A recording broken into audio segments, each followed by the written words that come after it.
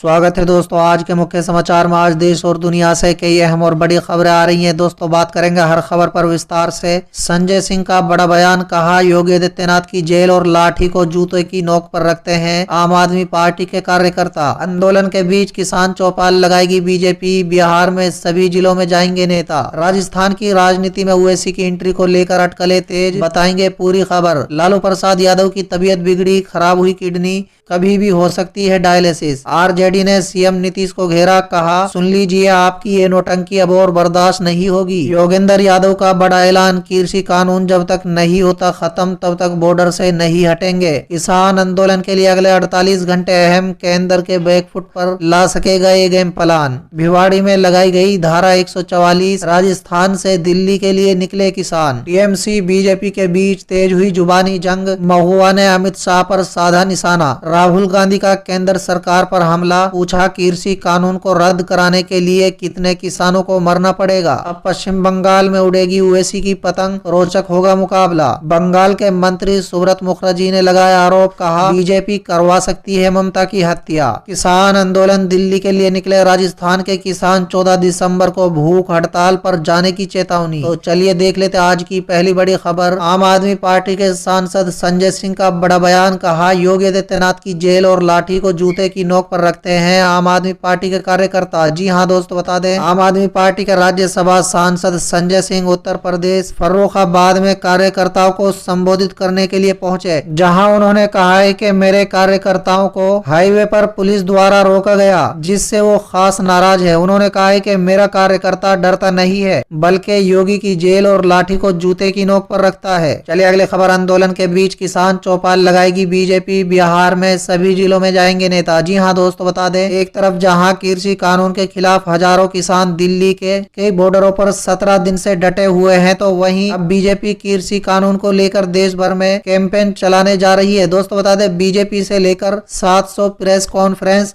और 700 चौपाल आयोजित करेगी। इन चौपाल और प्रेस कॉन्फ्रेंस के जरिए बीजेपी नए कृषि कानून के फायदे को गिनाने और देश की बाकी किसानों को इसके बारे में समझाने की कोशिश करेगी। दोस्तों बता दें इसकी जानकारी देते हुए बिहार बीजेपी के अध्यक्ष संजय जायसवाल ने बताया है कि बिहार विधानसभा की सभी 243 सीटों पर किसान चौपाल लगाया जाएगा। चलिए अगले खबर। राजस्थान की राजनीति में ओवैसी की एंट्री को लेकर अटकलें तेज। जी हाँ दोस्तों, बता दें राजस्थान की राजनीति में निकाय और जिला परिषद के चुनाव परिणामों से बदले राजनीतिक माहौल में अब एक नए खिलाड़ी की एंट्री होने जा रही है। दोस्तों बता दें हैदराबाद के सांसद असदुद्दीन ओवैसी की पिछले कुछ दिनों से एआईएमआईएम पार्टी की राजस्थान में एंट्री की चर्चा चल रही है, लेकिन अब ओवैसी के बीटीपी के समर्थन में किए गए ट्वीट से तस्वीर काफी हद तक साफ हो गई है। दोस्तों बता दें राजस्थान की सियासत में हैदराबाद के सांसद असदुद्दीन ओवैसी की एआईएमआईएम की एंट्री की अटकलों को अब और बल मिलने लगा है। राजस्थान की सियासत पर ओवैसी अब पैनी नजर बनाए हुए हैं। यही वजह है कि डूंगरपुर पंचायत जिला परिषद चुनाव में बीटीपी के समर्थन में असदुद्दीन ओवैसी भी कूद पड़े हैं।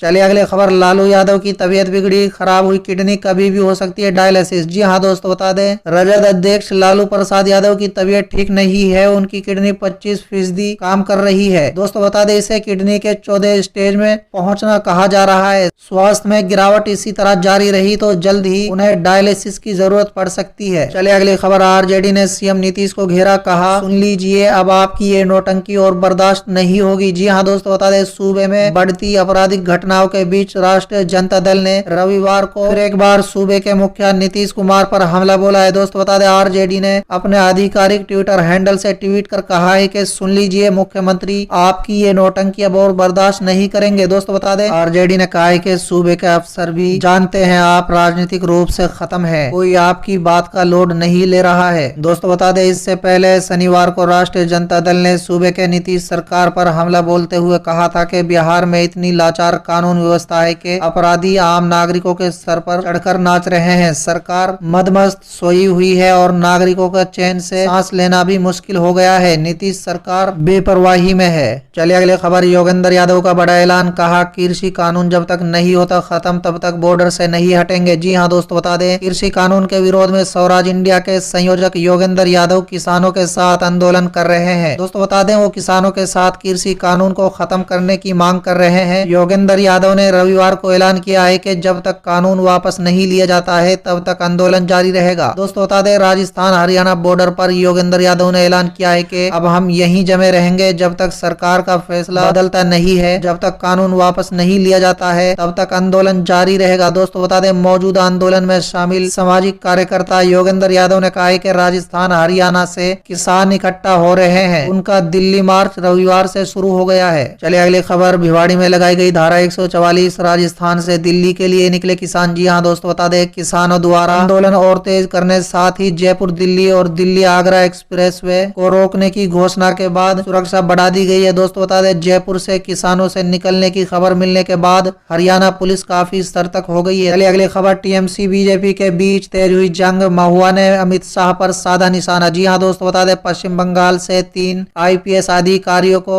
डेप्यूटेशन पर बुलाए जाने के बाद तृणमूल कांग्रेस और भारतीय जनता पार्टी के बीच जुबानी जंग तेज होती जा रही है। दोस्तों बता दें, भाजपा के राष्ट्रीय अध्यक्ष JP नड्डा के काफिले पर हमले के बाद भाजपा के निशाने पर आई टीएमसी ने अब पलटवार किया है। दोस्तों बता दें, रविवार को टीएमसी सांसद महुआ मोइत्री ने गृह मंत्री अमित शाह पर निशाना साधा। दोस्तों बता दें, टीएमसी सांसद ने कहा है कि 3 IPS अधिकारियों को बुलाकर राज्य की पुलिस को डराने की कोशिश की जा रही है। दोस्तों बता दें, अपने एक ट्वीट में मोइत्री ने कहा है कि काला भूत पश्चिम बंगाल को डराने की कोशिश कर रहा है। दोस्तों बता दें, चुनाव से पहले भाजपा के इशारे पर 3 IPS अधिकारियों को दिल्ली बुलाया जा रहा है, ये राज्य की पुलिस को डराने की कोशिश है। आगे उन्होंने कहा है कि मिस्टर शाह, आप अपने फरमान जारी करते रहिए, हम किसी की परवाह नहीं करते। चलिए अगली खबर, राहुल गांधी का केंद्र सरकार पर हमला, पूछा कृषि कानून को रद्द करने के लिए कितने किसानों को मरना पड़ेगा। जी हाँ दोस्तों बता दें, नए कृषि कानून का विरोध करते हुए कांग्रेस नेता राहुल गांधी ने शनिवार को एक मीडिया रिपोर्ट का हवाला देते हुए दावा किया है कि पिछले 17 दिनों में 11 किसानों की मौत हो गई है।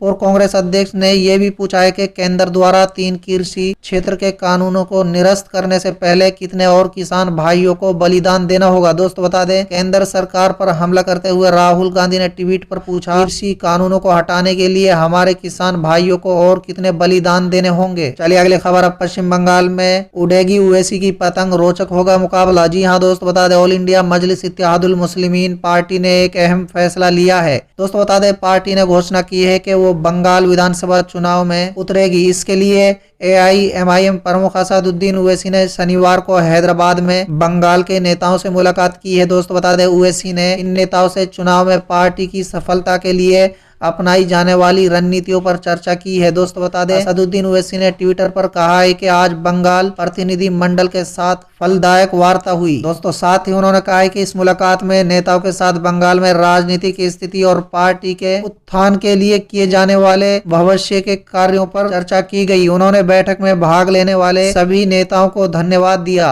चलिए अगली खबर, बंगाल के मंत्री सुब्रत मुखर्जी ने लगाया आरोप, कहा बीजेपी करवा सकती है ममता की हत्या। जी हाँ दोस्तों बता दें, पश्चिम बंगाल की सत्तारूढ़ पार्टी यानी टीएमसी और बीजेपी में जुबानी जंग तेज हो गई है। राज्य के पंचायत मंत्री सुब्रत मुखर्जी ने आरोप लगाया है कि बीजेपी लोकतांत्रिक तरीके से नहीं जीतने पर ममता बनर्जी की हत्या भी करवा सकती है। पंचायत मंत्री का एक वीडियो सामने आया है जिसमें उन्होंने बीजेपी पर बड़ा आरोप लगाया। दोस्तों उन्होंने कहा है कि ममता बनर्जी सत्यता की प्रतिमूर्ति है, वो अगर अमेरिका भी जाती है तो हवाई चप्पल और सफेद साड़ी पहनती है। लोगों की सेवा के लिए उन्होंने शादी नहीं की, संसार नहीं किया, अपना पूरा जीवन लोगों के लिए समर्पित कर दिया है। बावजूद इसके उन्हें विभिन्न तरीके से परेशान किया जा रहा है, इसमें पूरी तरह से बीजेपी शामिल है। साथ ही उन्होंने कहा है कि मुझे आश्चर्य नहीं होगा अगर बीजेपी किसी दिन ममता की हत्या करवा दे। चलिए अगली खबर, दिल्ली के लिए निकले राजस्थान के किसान, 14 दिसंबर को भूख हड़ताल पर जाने की चेतावनी। जी हाँ दोस्तों बता दें, केंद्र सरकार के नए कृषि कानूनों के खिलाफ दिल्ली में किसानों का आंदोलन जारी है। किसान 18वें दिन भी जहां तहां डटे हुए हैं और अपने आंदोलन को तेज करने का ऐलान कर रहे हैं। इसी कड़ी में राजस्थान के किसानों ने भी आंदोलन में शामिल होने का ऐलान कर दिया है। किसानों का कहना है कि ये जयपुर दिल्ली हाईवे को ब्लॉक करेंगे। दोस्तों बता दें, वही आंदोलन कर रहे किसानों ने केंद्र सरकार को 14 दिसंबर को भूख हड़ताल पर जाने की चेतावनी भी दी है। चलिए अगली खबर, किसान नेताओं का आरोप, आंदोलन को पटरी से उतारने के लिए साजिश रच रही है मोदी सरकार। जी हाँ दोस्तों बता दें, किसान नेता गुरनाम सिंह चढ़ूनी ने सिंधु बॉर्डर पर कहा है कि सभी किसान यूनियनों के प्रमुख सोमवार को सुबह 8 बजे से शाम 5 बजे तक भूख हड़ताल करेंगे। दोस्तों बता दें, इस मौके पर किसान नेता शिव कुमार कक्का ने कहा है कि सरकारी एजेंसियां किसानों को दिल्ली पहुंचने से रोक रही है।